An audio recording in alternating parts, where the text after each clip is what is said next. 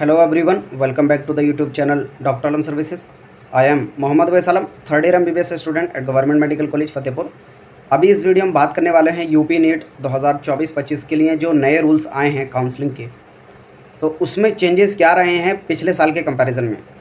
जैसे कि जो ब्राउशर आया था 27 जुलाई को, तो उसी टाइम मैंने आपको वीडियो बना के यूपी के जितने भी काउंसलिंग के रूल्स हैं उनको बता दिया था डिटेल में, शुरू से लास्ट तक, जिसमें सारे स्टेप को कवर किया था। अराउंड 27 मिनट की जो वीडियो थी वो थी, उसमें A to Z complete information को मैंने कवर किया था। अगर आपने वीडियो नहीं देखी है तो आप जाकर देख लें, उस वीडियो का लिंक नीचे डिस्क्रिप्शन में मिल जाएगा। लेकिन उसमें क्या चेंजेस रहे हैं, यानी कुछ जो चेंजेस पिछले साल के कंपैरिजन में रहे हैं उनको एक्सट्रैक्ट करके मैं इस वीडियो में बताने वाला हूं। और जो कुछ नए नोटिफिकेशंस आए हैं, जिसमें सबसे इंपॉर्टेंट है पार्शियल ड्रॉप को लेकर, कि आप पार्शियल ड्रॉप नहीं ले सकते, क्योंकि यहाँ पर रूल आ गया है कि आप अगर किसी भी केस में कोर्स यूपी के अंदर छोड़ते हैं तो आप जो है अगले साल की काउंसलिंग से डिबार कर दिए जाएंगे, यानी अगले साल की काउंसलिंग में आप पार्टिसिपेट नहीं कर सकते। उसके साथ ही कुछ ऐसे स्टूडेंट की लिस्ट आई है जिन्होंने लास्ट ईयर काउंसलिंग को किया और कॉलेज को छोड़ दिया, तो वो इस साल काउंसलिंग में पार्टिसिपेट नहीं कर सकते। उनकी लिस्ट भी यहाँ पर मौजूद है, मैं आपको दिखाऊँगा। तो जो लोग भी चैनल पर नए हैं वो चैनल को सब्सक्राइब करें, वीडियो को लाइक करें और अपने फ्रेंड्स में ज़रूर शेयर करें। यहाँ पर complete update information, cut off, process पूरा आपको काउंसलिंग का बताया जाता है फ्री ऑफ कॉस्ट। तो सब लोग चैनल के साथ जुड़े रहें। उसके साथ ही पेड काउंसलिंग भी कराई जाती है, जिसमें गाइडेंस का चार्ज जस्ट 1200 रुपीज़ है। आपको कॉलेज मिलने तक पूरा counselling guidance, rules, regulations, update, process के बारे में पूरा बताया जाएगा। उसके साथ ही कॉलेज की प्रेफरेंस लिस्ट भी दी जाती है।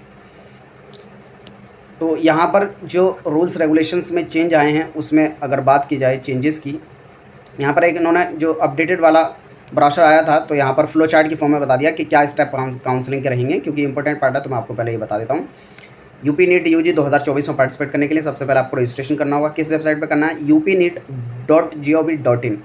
इस पे जाकर आप अपना नीट का रोल नंबर और एप्लीकेशन नंबर डाल के रजिस्ट्रेशन कर सकते हैं। रजिस्ट्रेशन करने के बाद जो पहला स्टेप होगा वो आप रजिस्ट्रेशन फ़ीस डिपॉजिट करेंगे, जो कि है 2000 रुपीज़ अगर आप गवर्नमेंट के लिए प्राइवेट ट्राई कर रहे हैं तब। फिर उसके बाद सिक्योरिटी अमाउंट भरेंगे।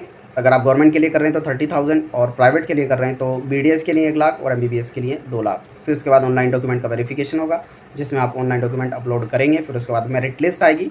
जब मेरिट लिस्ट आएगी तो उसके एग्जैक्ट बाद ही पता लगेगा कि आपकी क्या कट ऑफ रहने वाली है एक्सपेक्टेड। जैसे कल जो वीडियो मैंने बनाई थी उसमें आपको बताया था कि एक्सपेक्टेड क्या कट ऑफ रहने वाली है नए कॉलेजेस ऐड करने के बाद ओवरऑल। उससे पहले मैं कॉलेज वाइज कट ऑफ भी बता चुका हूँ, तो आपने अगर नहीं देखी तो आप जाकर देख लें। उन सभी वीडियोज़ का लिंक नीचे डिस्क्रिप्शन में मिल जाएगा। उसके बाद अगला स्टेप होता है चॉइस फिलिंग एंड लॉकिंग का, फिर रिजल्ट डिक्लेरेशन।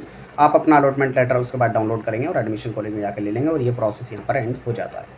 तो ये स्टेप्स हो गए काउंसलिंग के। तो इसमें सबसे बड़ा चेंज, जो पहला चेंज जो आया है काउंसलिंग का, वो ये है कि जो स्टूडेंट दूसरे स्टेट के रहने वाले हैं और यूपी में प्राइवेट के लिए ट्राई करना चाहते हैं, जैसे आपको पता होगा यूपी एक ओपन स्टेट है, तो दूसरे स्टेट के स्टूडेंट भी यहाँ का एडमिशन ले सकते हैं प्राइवेट BDS कॉलेजेस में, प्राइवेट MBBS कॉलेजेस में। लेकिन यहाँ पर जो रूल चेंज है वो पहला ये है कि जितने भी दूसरे स्टेट के रहने वाले स्टूडेंट हैं तो उनका जो एलिजिबिलिटी क्राइटेरिया है वो जनरल की तरह काउंट होगा। यानी वो अगर दूसरे स्टेट में किसी कैटेगरी से भी बिलोंग करते हैं, जैसे OBC, SC, ST, उसके बावजूद भी यूपी में उन्हें जनरल की तरह कंसिडर किया जाएगा क्वालिफाइंग कट ऑफ के लिए। यानी उनके मार्क्स मिनिमम जनरल के बराबर 162 प्लस होने चाहिए, तभी वो यूपी के अंदर पार्टिसिपेट कर सकते हैं।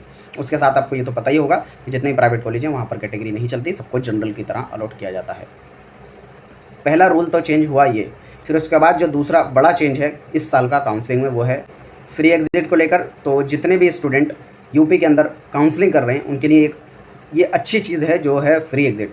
अभी तक ऐसा होता आता था यूपी के अंदर आपके पास फ्री एग्जिट का कोई भी मौका नहीं होता था। एक बार आपको कॉलेज मिला तो आप कॉलेज को लेंगे किसी भी हाल में, अगर छोड़ते हैं तो आपकी सिक्योरिटी मनी जब्त हो जाएगी।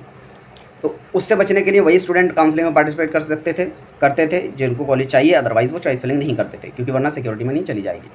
तो ये रीज़न था कि फर्स्ट राउंड में यूपी की कट ऑफ जो है लो रहती थी और बाकी राउंड्स में बढ़ती थी। लेकिन इस बार ऐसा नहीं होगा, क्योंकि स्टूडेंट के पास फ्री एग्जिट का मौका है, तो हो सकता है फर्स्ट राउंड में कट ऑफ हाई जाए, लेकिन फिर सेकंड राउंड में डिक्रीज़ हो जाएगी, ये तय है।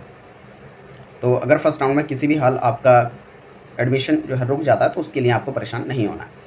तो यहाँ पर जो सबसे बड़ा चेंज है वो ये है फ्री एग्जिट को लेकर, कि आपको अगर फर्स्ट राउंड में कॉलेज मिला आप फ्री एग्जिट कर सकते हैं। बाकी अगर आप एडमिशन ले लिए हैं तो अपग्रेडेशन के लिए जा सकते हैं। सेकंड राउंड में एडमिशन ले लिए फिर से अपग्रेडेशन के लिए आप जा सकते हैं थर्ड राउंड तक। और अगर थर्ड राउंड के बाद अगर आप कॉलेज छोड़ते हैं तो जो है आपकी सिक्योरिटी अमाउंट जब्त कर ली जाएगी। उसके साथ ही गवर्नमेंट कॉलेज में अगर आपने एडमिशन लिया था तो आपकी कॉलेज फ़ीस भी जब्त कर ली जाएगी, और प्राइवेट में लिया था तो 50% आपकी कॉलेज फ़ीस जो आपने जमा की थी वो जब्त कर ली जाएगी। और जो सबसे बड़ा चेंज है वो है स्टे वैकेंसी राउंड, और उसके बाद को लेकर वो मैं आपको बताता हूँ। उसके लिए सेपरेट नोटिफिकेशन कल भी आया था, और उसको लेकर ही काफ़ी स्टूडेंट में जो है सवाल पैदा हो गए थे कि वो क्या है और किससे रिलेटेड है। उसको मैं अभी नोटिस को सेपरेटली दिखा दूँगा। स्टे वैकेंसी राउंड यहाँ पर दिया हुआ है, तो इसके रूल्स में जो सबसे बड़ा चेंज आया है ये है, यदि कोई अभ्यर्थी स्टे वैकेंसी राउंड से आवंटन के पश्चात प्रवेश नहीं लेता है तो ऐसे अभ्यर्थी की धरोहर धनराशि जब्त कर ली जाएगी, और वो अगले साल 2025-26 की काउंसलिंग में प्रतिबंधित रहेगा, यानी पार्टिसिपेट नहीं कर सकता।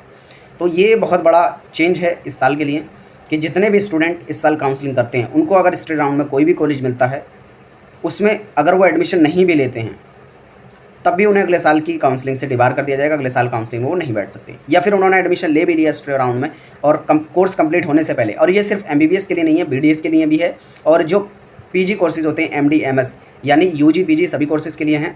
लेकिन एक सबसे बड़ा जो सवाल है वो आयुष वाले स्टूडेंट का है कि BAMS BHMS और BOMS वाले जो स्टूडेंट होते हैं वो मोस्टली सोचते हैं कि पार्शियल ड्रॉप लें, यानी नेक्स्ट ईयर फिर से नीट का एग्ज़ाम दें। तो अभी उनके लिए मैं बता दूं, यहाँ पर ये सिर्फ और सिर्फ रूल जो है MBBS और BDS के लिए है, आयुष के लिए ऐसा नियम नहीं है। जैसे ही आयुष वाले रूल्स रेगुलेशंस आएंगे, अगर उसमें कोई ऐसा चेंज देखने को मिलता है तो आपको अपडेट कर दिया जाएगा इसी चैनल पर, आप चैनल के साथ जुड़ जाएँ। लेकिन ऐसा होने की संभावना बहुत कम है कि आयुष कोर्सेज़ में इस रूल को लाया जाए। उसकी वजह यह है कि लास्ट ईयर MCC जो all India quota MBBS BDS की काउंसलिंग कराती है, उसने ये रूल निकाला था कि एक बार अगर कॉलेज स्टे वैकेंसी राउंड के बाद स्टूडेंट छोड़ता है तब उसको अगले साल काउंसलिंग में नहीं बैठा जाएगा। उसी की वजह से जो स्टेट ने ये रूल को अपनाया है, स्टेट ने अपनी तरफ से नहीं लाया है क्योंकि all India quota MCC counselling ने इसको लाया था, इस वजह से इनको लाना पड़ा। लेकिन लास्ट ईयर जो ऑल इंडिया कोटा आयुष वाली काउंसलिंग हुई थी EEEC की, उसमें कोई भी ऐसा रूल नहीं था कि आप अगर कोर्स छोड़ते हैं तो आपको डिबार कर दिया जाएगा। तो इसलिए बहुत ज़्यादा चांस है आयुष में ये रूल नहीं लगेगा। जितने भी स्टूडेंट आयुष का एडमिशन लेकर पार्शियल ड्रॉप लेना चाहते हैं तो वो कंटिन्यू कर सकते हैं। अभी तक का जो रहा है, अगर कोई उसमें चेंज होगा तो आपको वीडियो के थ्रू बता दिया जाएगा।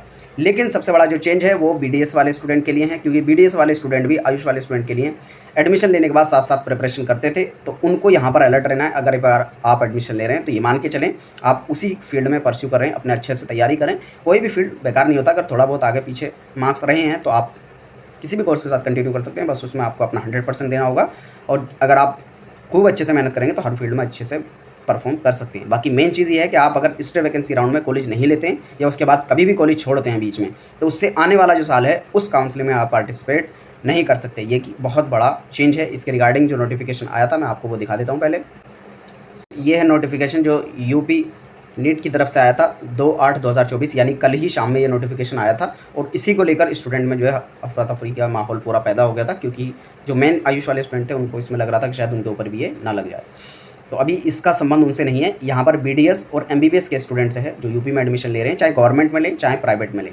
तो यहाँ पर साफ साफ लिखा गया है कि जो पहले से रूल था कि आप जो है कॉलेज छोड़ते थे तो उसमें आपका शिफ्ट लिविंग जो बॉन्ड है वो लगता था, यानी प्राइवेट कॉलेज में जो आपकी फ़ीस होती है, ट्यूशन फीस, वो जमा करनी होती थी, और उसके साथ ही अगर गवर्नमेंट है तो उसमें भी ट्यूशन फीस देकर आप जो है बच जाते थे और काउंसलिंग आप कर सकते थे नेक्स्ट ईयर। लेकिन इस बार से ऐसा नहीं होगा, आप काउंसलिंग से बाहर कर दिए जाएंगे, और ये रूल जो है 26/6/2024 से लागू होगा। तो अगले सालों के लिए ये रहेगा, उससे पहले के जो स्टूडेंट है उन पर ये एप्लीकेबल नहीं होगा। उसके साथ ही यूपी नीट ने एक लिस्ट भी जारी कर दी है जिन्होंने लास्ट ईयर एडमिशन नहीं लिया था स्टे राउंड में, सीट अलॉट होने के बावजूद। ये है लिस्ट, यहाँ पर आप देख सकते हैं उन सभी स्टूडेंट की जिन्होंने लास्ट ईयर 2023-24 में काउंसलिंग की, स्टे वैकेंसी राउंड में उनको कॉलेज मिला, उनके नेम, रोल नंबर और कौन सा कॉलेज अलॉट हुआ था वो लिख रहा है, कौन सा कोर्स था। तो इन्होंने ये कॉलेज जो है छोड़ दिए थे, यानी एडमिशन नहीं लिया था स्टे राउंड में, तो इस साल काउंसलिंग में पार्टिसिपेट नहीं कर सकते। आप ये लिस्ट भी देख सकते हैं, टोटल 25 स्टूडेंट हैं जिनको काउंसलिंग से डिबार किया गया है, वो इस साल काउंसलिंग नहीं कर सकते। उसके बाद जो अगला बड़ा चेंज है इस साल काउंसलिंग का वो है BDS स्टूडेंट के लिए, जो यूपी में BDS की काउंसलिंग कर रहे हैं। स्टेट कोटा में आपको पता होगा एक ही गवर्नमेंट का कॉलेज है, वो है KGMU लखनऊ। तो जितने भी स्टूडेंट BDS की काउंसलिंग कर रहे हैं और उनको स्टे राउंड तक कोई भी एडमिशन मतलब BDS में ले लेते हैं मॉपअप राउंड तक, तो वो स्टे राउंड में जो है MBBS की काउंसलिंग के लिए जा सकते हैं। ये बहुत बड़ा चेंज है, ये मैं आपको दिखाता हूँ। ये है BDS के रिलेशन में स्टे वैकेंसी राउंड के रूल। यहाँ पर आप देख सकते हैं कि जितने भी स्टूडेंट नीट UG 2024 के फर्स्ट राउंड, सेकेंड राउंड या थर्ड राउंड से BDS कोर्स में एडमिशन लेते हैं, स्टे वैकेंसी राउंड में वो MBBS की चॉइस फिलिंग कर सकते हैं। और ऐसे जो स्टूडेंट हैं उनको राजकीय यानी गवर्नमेंट या प्राइवेट एमबीबीएस के पाठ्यक्रम हेतु धरोहर धनराशि ऑनलाइन माध्यम से जमा करनी होगी। यानी जो बीडीएस में एडमिशन ले चुके हैं उनको सिक्योरिटी अमाउंट फिर से जमा करना होगा और जो है वो चॉइस फिलिंग कर सकते हैं। और ऐसे स्टूडेंट जिनको अभी तक कोई भी कॉलेज नहीं मिला था फर्स्ट सेकंड थर्ड राउंड में, वो जो यहाँ पर डायरेक्टली 1000 का पेमेंट करके रजिस्ट्रेशन कर सकते हैं। सिक्योरिटी अमाउंट को उनको कोई भी ज़रूरत नहीं है। तो मेन जो रूल है बीडीएस वाले स्टूडेंट के लिए कि अगर आपको थर्ड राउंड तक कोई भी बीडीएस का कोर्स मिलता है उसमें एडमिशन ले लेते हैं तो आप जो है सिक्योरिटी अमाउंट जमा करके एमबीबीएस के लिए एक्स्ट्रा वैकेंसी राउंड में ट्राई कर सकते हैं। अगर आपको वो कॉलेज मिल जाता है तो आप जो है ऑब्वियसली जो बीडीएस वाला कॉलेज है उसको छोड़ के इधर एमबीबीएस वाले कॉलेज में एडमिशन ले लेंगे। तो ये हो गए 4 मेन चेंजेस जो काउंसलिंग के अंदर इस साल रहे हैं। इसके अलावा आपकी कोई क्वेरी हो तो आप कमेंट बॉक्स में बता देना, मैं ज़रूर अप्लाई करने की कोशिश करूँगा। इससे जो अगली नेक्स्ट वीडियो है वो रहेगी चॉइस फिलिंग से रिलेटेड कि आपको कैसे चॉइस फिलिंग करनी है, किन किन बातों का ध्यान रखना है। तो सब लोग चैनल के साथ जुड़े रहें। Thank you.